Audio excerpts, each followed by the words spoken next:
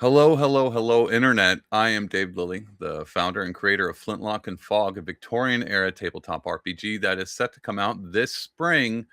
And beta test season has come to a very, very successful conclusion. And I probably could have just made a social media post to let you know that, but instead I decided to make a video for two reasons. Number one, content is king when it comes to the internet, and number two, there's some things I think you'd be able to pull away from this. So let me explain what I'm going to do with this video. I'm going to tell you why I did beta test the way I did with the live streams and bringing on guests. I'm going to tell you what I learned through doing that, and that part I think will have a bunch of good advice for you to take on whatever project you're working on to be able to extract some of those tips and advice and apply them to what you got going on. So this isn't just a video of me talking about the game and just to talk and for you to hear my cool radio voice. It'll be something applicable to whatever you're working on. And then at the end, I'm going to tell you where we're going with play testing because I'm not done playing Flintlock and Fog online with my friends. And so we got more of that coming in the future. Just won't be beta testing because that bad boy is complete and putting the final touches on it now. But where we're going in the future could involve other people. So if you're like, hey, that looked like fun, what you did over there, you you might be able to be a part of that moving forward into the future. So anyway, let's get started. I want to tell you why I did beta testing the way I did it with bringing on live stream, doing the live stream, and bringing on other creators and content people to try it out. But before I am able to do that, I kind of have to give you a little bit of a background of Flintlock and Fog. I started creating Flintlock and Fog about 8 years ago. It did take me 8 years to make it this far. It just I started it and then I shelved it and then pulled it down off the shelf a few years later, tinkered around with it, made it a little bit more expansive, and then shelved it. Worked on other projects, and then I would just keep doing that, pulling it down, dusting it off, and then and kind of reevaluating it, seeing where it's going, make some changes, and then shelve it again. And it wasn't until about 2 years ago I finished the last project. I pulled it down off the shelf and I was like, this thing's pretty much good to go. Let me put some final touches and maybe I'll publish it and we'll, go from there. I didn't expect it to do much. I didn't expect it to be much. I just thought it was a fun project that I put a lot of time into over the years. So why not just put it out to the world? And then as I started to put the final touches on it, I realized that it could use a lot more touches. And then the more and more I started to put into the game, I started to realize that this thing might actually have some legs, and it started to get bigger and better and bigger and better. And so I was like, no, this might not just be a project that I put out for my friends that they can play or just to say I put out a game. I thought this could actually be something really cool, and I still do. And so once I got to the point where I published the beta test manual, which was last February, I decided that was going to need to be beta tested to make sure it's awesome and I don't have to redo it every few years and end up with like a fifth edition version. Not that that's bad or anything, but I didn't want to run into that issue. I wanted to be at least pretty good for where it's at. And I needed to test it, and not just like in my head or by myself or with an AI. I need to test it with a bunch of different styles of players, a bunch of different styles of people, including veterans of tabletop RPGs, because I need to be able to appeal to the community at large of who already is a part of it. But I also wanted to test it with people who've never played a tabletop RPG ever. And so as I did the beta testing, I invited a few guests, some other content creators to come on. I mean, I beta tested with my friends at first to kind of make sure it was somewhat polished to introduce strangers into it and people who've played games. And then I decided to record them and put them out as episodes so you could kind of take the ride along to see how things evolved. And to be honest, it was it evolved in the background. You didn't really get to notice that as the episodes. They were just fun, and it got a chance for people to see what was going on.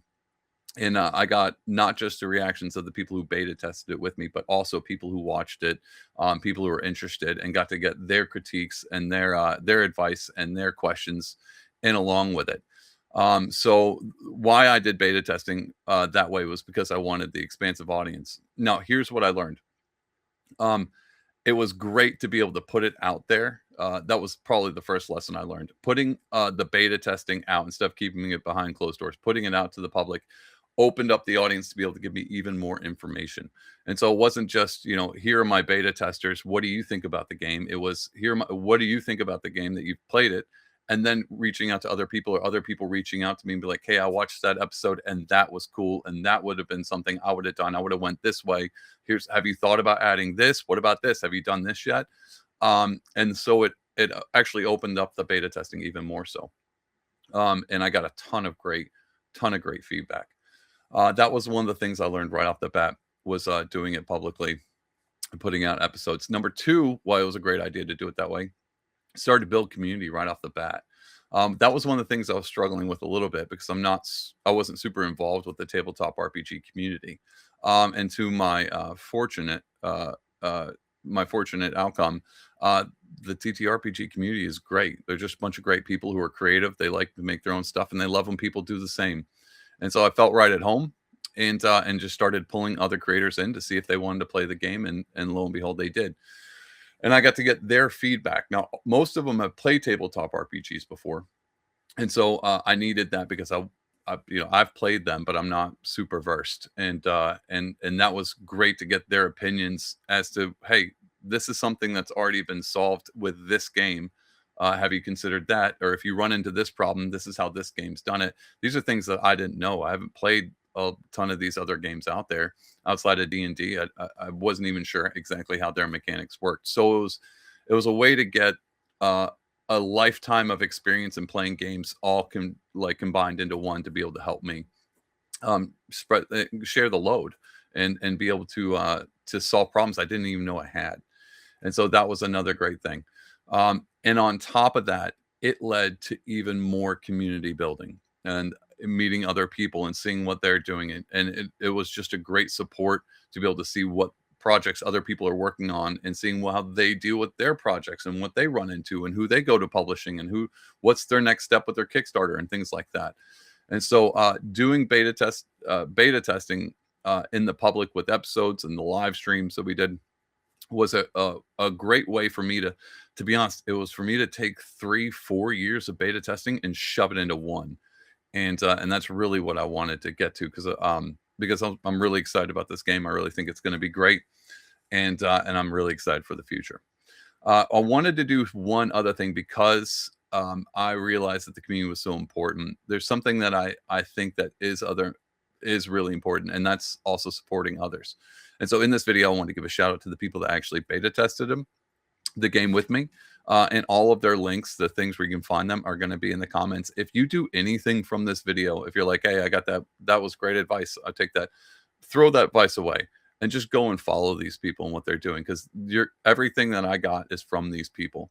And the first off is Carl from Master of Mazes. He's been playing D&Ds forever. He's got like decades and decades on it. Just a wealth of knowledge. He's like a library of D&D games, or tabletop RPGs. He was one of the first people that had beta test the game with me.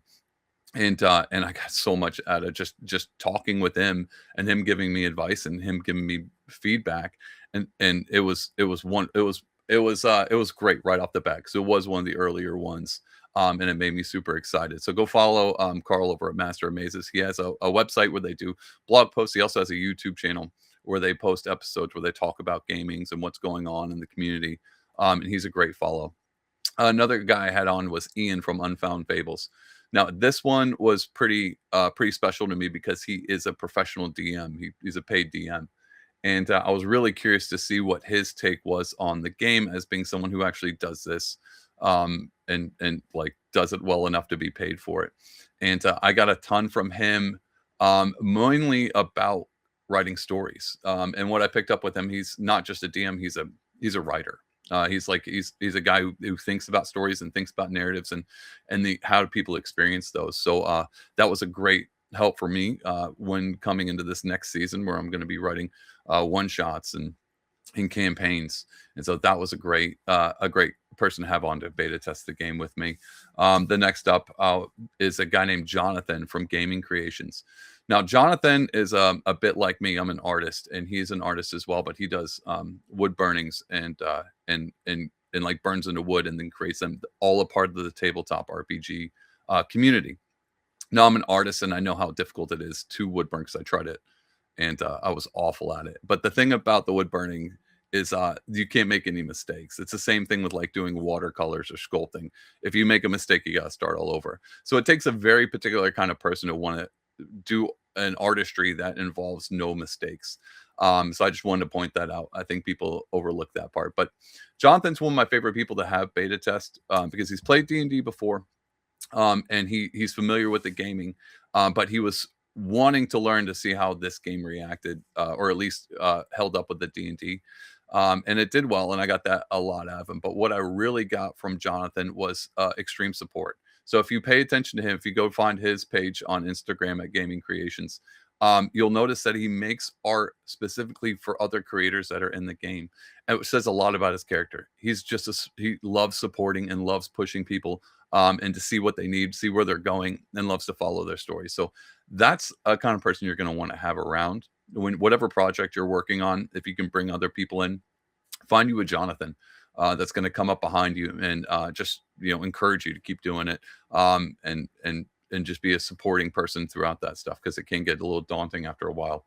The next person I had come on to beta test is a girl named Sarah, and she's from a group called Legends of the Tabletop. They have a YouTube podcast where they interview people, and they also have a game, actual gameplay podcast, video one on YouTube where you can watch them do campaigns. Now, Sarah's great when it comes to any kind of I need her to do extra. And so when she beta tested and did the live stream, I had to send her extra notes because her character in the game had a little bit more legwork to deal with than all the other ones, and she jumped right on it and without any complaint whatsoever. And I was like, that's good character. I like that. I think she's going to be a real cool addition to this beta test live stream. But what I didn't know is Sarah's a phenomenal person and very supportive. And so I got a lot from her being able to beta test that, not just in the game, in the game itself and live streaming it, but her coming up behind and helping me make connections and networking and social. She's constantly been supportive throughout this whole thing. So I wanted to give her a shout out, and I'm going to give a shout out to the entire crew over at Legends of the Tabletop, because if anything, if I got anything from Sarah, I'm assuming they're all like that. And if you watch their videos, you can tell they're having a good time, which is the most important thing when it comes to gaming. And they all jive really well, and you can tell they're all genuinely awesome people. And so, go give them a follow, and like and subscribe wherever you can find them at. You're not going to regret that one. The next one up is Christian from. He's got a channel called Encores and Abilities. Now this one's really cool. This is what I like about creative people, because they'll take something and they'll make it their own. So what he does is he runs tabletop games, RPG games, built out of musicals, and I thought that was really cool. I mean, he's into theater and does voice stuff, and that's kind of his jam. And then he took tabletop RPGs and introduced two different genres and smashed them into one and made it his own. And as far as playing, if I do any other live streams and I need somebody to come in and make this interesting, I'm going to have to pick Christian, because he took his character and brought it to another new level, which was really inspiring to me, because I wasn't sure how Victorian era tabletop RPG stuff, like it's Victorian era, is this going to be as fun as fantasy? Like, we all know fantasy, Lord of the Rings, swords, dragons, you can do a lot with it. But when you take it and bring it into a Victorian setting, where it's kind of dark and gothic, how much fun can you really have with that setting? Is it really macabre and serious the whole time? And no, he took it and made it a blast and made his characters just stand out and fun to interact with. So Christian was great with that. It also showed me that the possibilities with Flintlock and Fog and the stories that I can create from then on out. Another person that was a great person to beta test with, that showed me a lot of what you can do with characters, was Andrew from Sketchy Rolls. You can find them. He has a podcast, I think, with some others called Sketchy Rolls. Andrew is a trooper unlike any other. When we did live stream and we invited him on, he was in the UK, and we started at like 9 o'clock, which is 1 a.m. for him. And we were like, you cool with starting this? And he was like, I'm all for it. So he actually left, and that live stream went for like 4.5 hours. So it was like 5 a.m. for him when we ended it. And he was full tilt the whole time. He also gave me some inspiration for how to make future characters and adjustments. So when I reached out to him and he came on board to do the live stream, his character's in Orc, and we had to think about how we could bring that character into the Victorian era setting, and me and him worked together and came up with a backstory that fit, matched the setting, and kept his orkiness. It's not a real word in the game, and it also showed me like how to add characters that are not just your basic humans, and play into the story as well. So that was a great addition. The next up, I had Sam from D&D with Duck. You can go find him on Instagram. Go and like and subscribe to his pages too. He's a great character, but he doesn't know this, but he was actually the linchpin to the whole thing. He was my missing piece because every beta test I did and all the people I did, even behind the scenes, the ones I didn't record that you guys don't know about, no one picked the spiritualism class, that study of spiritualism. And I thought that was wild to me because it's the most like any magic user. And when you think D&D, like everyone plays like some form of magic. In this game, Flintlock and Fog, really the only magic character is the study of spiritualism. And nobody ever picked it until Sam came along. And I needed that. I was really running out of time, being like, I need someone to play this character so I can see if it works, if it meshes well, if there's something I need to change. And so he came in right at the 11th hour, did a live stream, and that was I wasn't even sure how that was going to work. Not the live stream, but is this spiritualism study, is it even going to function well? Because I played it on my own, but I had no one to kind of take that character, their abilities, the things that they can do, and see how they worked interacting with other people and doing it live. And he came through and did a fantastic job. And he doesn't know this, but I that was the piece I was missing. I was really needing somebody to play that. So go give him a follow.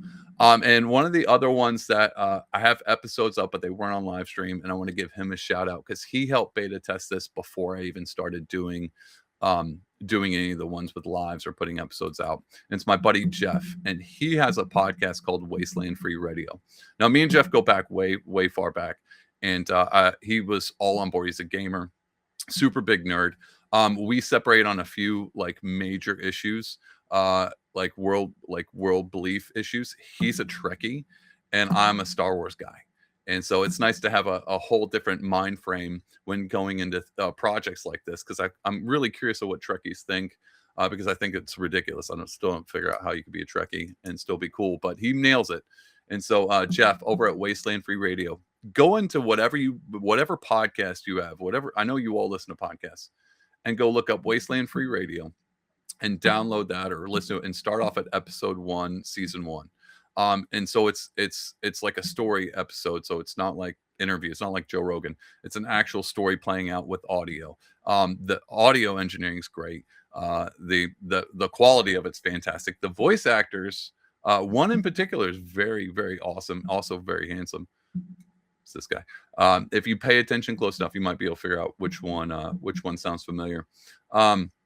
But go listen to it. One of the things that Jeff does that I've always appreciated, that I stole as well, is at the end of each episode, it's a post-apocalyptic world. And so it's a story that's being built by the main character, the lone transmitter, and he has like a radio show in this post-apocalyptic world. And at the very end, he always plays music from what he finds, like cassette tapes in the future, and plays them at the end of his radio show. And it's local bands or bands like indie bands that have reached out that Jeff is using to kind of help promote them in the process. So he says their name and then plays their song at the end of each episode. And that's the stuff I'm talking about. That's the stuff that makes the difference. That's the thing when it came to, that was a long way around to say, when you beta test or any project you're doing, you're going to want to find this group of people here, the ones I just listed off, and you're going to want to appreciate them. And you're going to want to give them shout outs, and you're going to want to try to bring them along, because they're almost necessary to any project, because you're going to pull things that you would have never thought of. You're going to take things from them, that examples that they have, not just their input, but how they react and how they do their own projects. And then you're also going to find the supporting people to back you up, because it does get, you can easily get lost in the weeds. You can start to feel burnout. You can start to feel like, what am I even doing? Is this even going to work? And those people right there that you're saving, that's your life raft. And they're going to keep you afloat. So that's why I just went through and listed them off. I wanted to give them shout outs. and I wanted you to go and like what they do, see what projects they're working on, because they were vitally important to where I am with the game today and where we're moving in the future. There's 4 others that were in the background that beta tested way early on, and that's my buddy Justin, Gabe, James, and Michael. So I want to give them a shout out. Most of them, they don't really care, but I want to give them a shout out because again, I wouldn't even got to the point to be able to beta test with other creatives and other content creators in the community if it wasn't for those last 4 coming in hot early on when the game was junk, and sitting with me and being like, dude, this is it's okay. And so I appreciate them just as much. All right. So that's the thing I learned with the beta test season, other than how to solve some math issues, how to kind of pull the reins in on how in depth it got. I will say this one, the biggest change when it came to the beta test manual, if you ever picked one of those up or if you bought one, and I'll go into that in a minute. The biggest change you're going to notice is the character creation. I changed that a ton. This thing is very complicated. No, not very. It's more complicated than I realized it needed to be. And so when I wanted to make the game appealable to veterans in the tabletop RPG community, D&D players, Pathfinder players, like these people who've played these games for a while, and be able to cross it over into people who've never played any game like this before and make it appealing to them so new people can come onto the gaming, I had to find a great median, and the median between that is interesting but not complicated, to where it doesn't take a long time to learn, but it's interesting enough to where you can make your character complicated if you want to, but really it's not necessary for you to have fun. I know a lot of people out there, their favorite part is to build their character and make it as complex as possible with all the different abilities and rules and spell slots and stuff. I didn't want that for this game. I wanted it to focus more on how you play your character, less on the strategy of how to make your character amazing. And since the game it never really gets to hero setting. It's only up to level 5 at this point, but I've mapped it out to where even at level 20, the chance of you dying is still very plausible. It's fun, it's hard, but you're not godlike. And so I wanted to keep that historical feel because it's Victorian. It's literally historical mixed with fiction, literary fictions, and supernatural things built into it. I wanted it to still have that raw realness, where if you get shot in the head with a gun, it's going to do some real damage. You're not even wearing armor. It's Victorian era. There's no chainmail. I mean, there is, but you wearing it would be weird. Or maybe not. Maybe it wouldn't be weird. We'll see. We'll see how this goes. But yeah, after that was the biggest change of the game. Everything else kind of stayed the same. The math changed a little bit, but the character creation now it's a lot easier, and it's a lot easier. I minus the dice down. We were using all 7. Now you mainly just use the D20, D10. That's some change that I made through beta testing, and a bunch of little stuff like that. Stuff you don't really care about. Stuff I'm just ranting now. All right, now to the important thing. Where we go from here. And you're probably thinking to yourself, dang, I wish I would have got a chance to beta test and do the live stream with David and the crew. That sounds like that would have been a blast. This looks awesome. I wish I could have done it. Well, you still can. I thought that was so much fun. I didn't want to leave it in the dust. I didn't want to just be like, all right, we did the beta test. Now it's just put out materials, put out product, and have at it, and just let everybody play it on their own. I wanted to keep doing that, but I also didn't want to just do it just for the heck of it. I wanted to do something different. And so there's 2 reasons why I'm going to do what I'm going to do. Well, let me tell you what it is I'm going to do. So moving forward, whereas if you went to flintlockandfog.com, which you can do right now, you can sign up for the newsletter. It's just me telling you all the things that are happening. It did have a beta test sign up where you could sign up to be a beta tester. That part is gone. What took its place is now an author's page. Now, an author is a GM, a DM. That is what it means to be in the game. In Flintlock and Fog, it's to be an author. Everything's built literary. So, instead of campaigns, I might call it novellas. But either way, the GM is called an author because you're writing the story. And so I have an author's page for you to go sign up. Right now, it's bare bones. There's nothing there. But in the future, right now it's limited to. There's only 20 slots open. In the future, if you click that and sign up, it will open you up to be able to sit down with me, and I'm going to give you the materials even before the game's out. It'll be a short diagram of how the game's played, 1-2 pages max, so you get a quick understanding of it. It's not that complicated. And then some materials like small character sheets that are minimized down to basic what you need, and then some quests that we've already played in beta tests in the past, and a few other things that I'm changing, moving on. And I'm gonna make those available to you along with myself to help DMs be able to play this with their players. Now, I want to do this because I like to play the game. We're going to be doing live streams with the people who sign up. And so you can we'll still have the social media, the live stream thing going, which is great for any company. But really, I wanted to make it special by making it for DMs only. And so this isn't for players who just like to play. These are for people who actually run games. Because the common trope is if you're a DM, most of the time you're the forever DM. You never get to be a player. And so I wanted to give back to the community, especially forever DMs, by letting them be a player for once. So if you sign up for this, you'll get all the materials to be able to play it with your own crew, whoever you're the DM for. You'll be able to play it with them. I'm going to walk you through, give you all the materials for you to be able to do that on your own one-on-one sessions where I can explain the game in detail, answer any questions. But it's also a chance for you to be able to enjoy yourself and play. And so we'll do episodes, live streams where you get to come on and we'll sit down for a few hours and I'll test out a quest, something I'm thinking about writing, maybe something someone else wrote that we're just playing around with. Small little things, little encounters, little things, maybe introduce a monster that we haven't done before to see how it works before we put out one shots with the whole storyline and things like that. So it's a way for me to be able to test out one shots, maybe test out some new ideas. And then also give back to the D&D community. So if you're a DM out there and you're like, all I get to do is DM, I love it, but I never get to be a player. And this Flintlock and Fog game sounds super cool. You can go to flintlockandfog.com right now actually, and sign up on the authors page. And again, there's nothing right now because I'm in the process of putting all this together. But in the future, moving forward, probably pretty quick, I'm going to start doing live streams every month.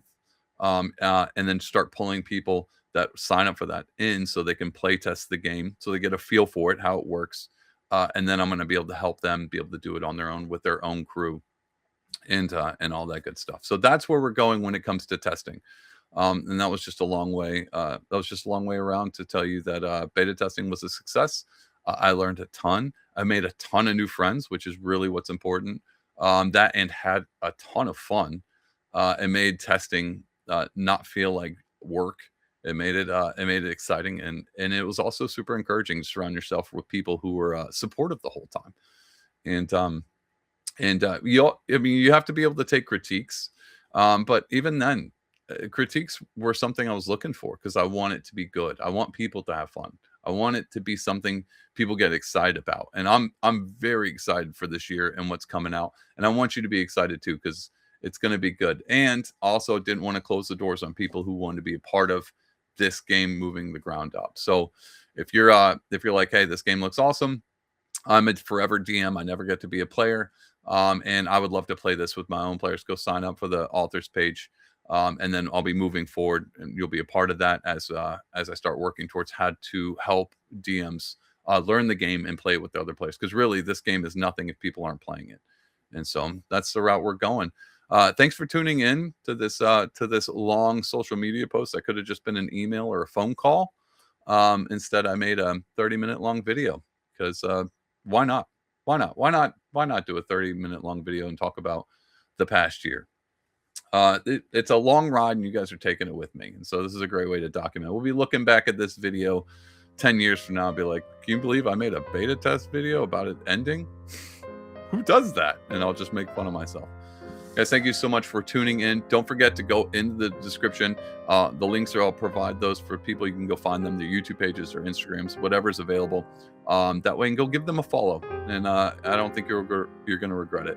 And of course, go to flintlockandfog.com and sign up for whatever, the newsletter or whatnot. And of course, the most important thing, like and subscribe on whatever you're watching this on. And we'll have more stuff coming out soon. Bye, guys.